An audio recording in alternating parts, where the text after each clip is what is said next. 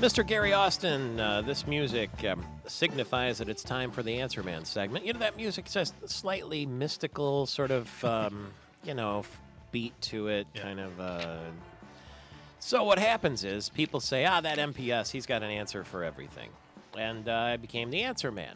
And I've never been wrong, not once, never ever wrong, because my wisdom doesn't always come from the east. Sometimes it comes from parts south.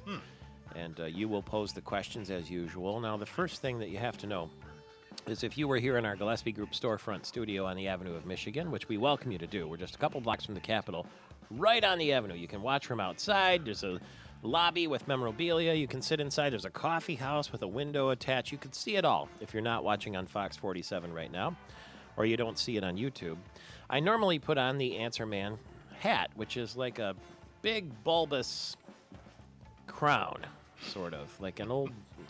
What would you describe it? It's like the crown of a king. You described it very well. Big and bulbous and sort of mystic and sort of. It looks like a turban, kind of like a gold turban, red crown hat. Yeah, you sort of look like an emperor. Yes, that's it. An emperor of wisdom.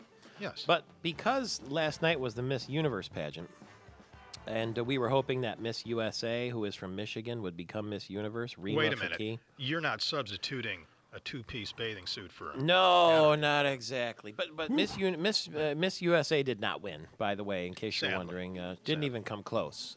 So Rima Fakih, the Muslim Lebanese American, didn't make it. I think it was Miss Mexico that won, if I'm not mistaken. But they were all prepared here at Fox 47 and here on the radio station to celebrate the victory of Rima Fakih from Dearborn, Michigan, but didn't happen. So they brought this tiara. And they're wondering if... that you were going to wear? Yeah. How about this, MPS? Wear the tiara while doing a pole dance. Dylan is wondering from Fox 47 if I wouldn't mind substituting the Answer Man crown with this tiara. And maybe in the days before television, I would have thought about it. Should I do it? Should I try it today with the tiara instead of the Answer Man hat? No, why not? All right. We're into shock television. Business. I don't think you can even see. I put it right on top of my headphones there. Okay. What is your question? All right, MPS, tiara on. I hope this works. Here we go. All right, controversy surrounding Monday's opening of the $20 billion fund for victims of the BP oil spill. Yeah. And there's a big to-do going on. What in the world has everybody in a tizzy about? Well, there are all sorts of problems with it in that BP is only paying a portion of the money. They're considering an emergency fix until they get it all squared away. And then people call the 800 number for help, and nobody's there. And it's just, it's a mess, isn't it? It's true, MPS. In a word, it is a mess.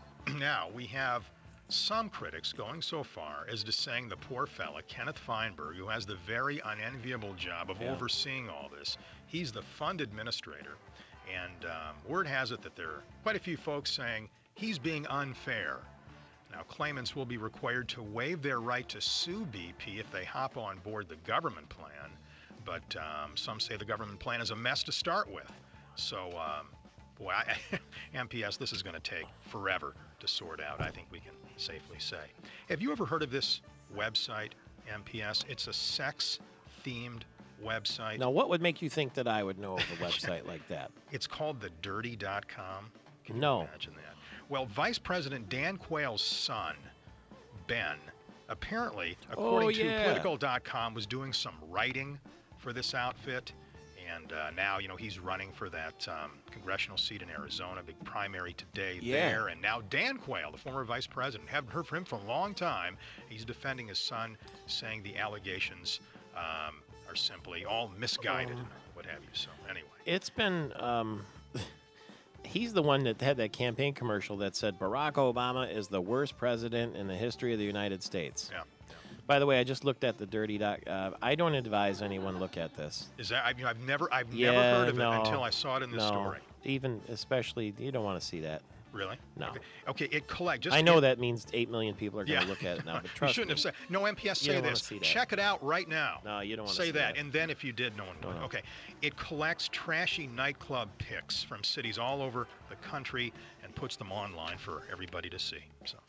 That's Thank not you very much. That's not very, very good. What did he say? He wants to go to Washington and kick the hell out of them. Yeah, he's That's what he very says in the upset. commercial. Very upset at how things are being handled in Washington. That's Dan. He's pulling no punches, Dan Quayle's son. He sure isn't, and Dan Quayle is backing him up. He says he's the right man for the job. Speaking of backing up, did you happen to hear this story out of China, Gary Austin?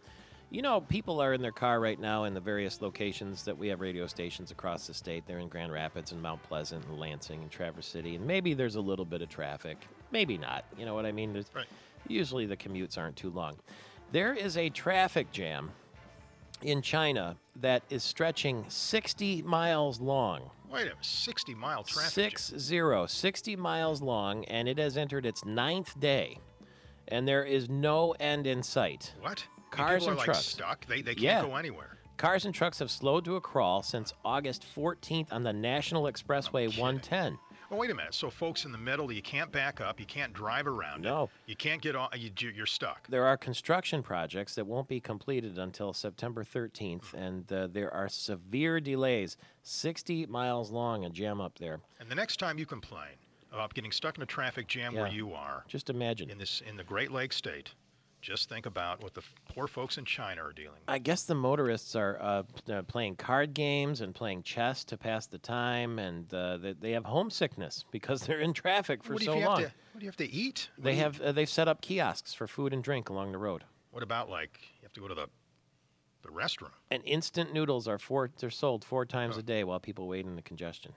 I'm not making this up. It's unbelievable. It is on. Are you sure? That Are you would sure be this like is if you got in the car in downtown Detroit and the traffic jam started at the Renaissance Center and stretched all the way to the state capitol.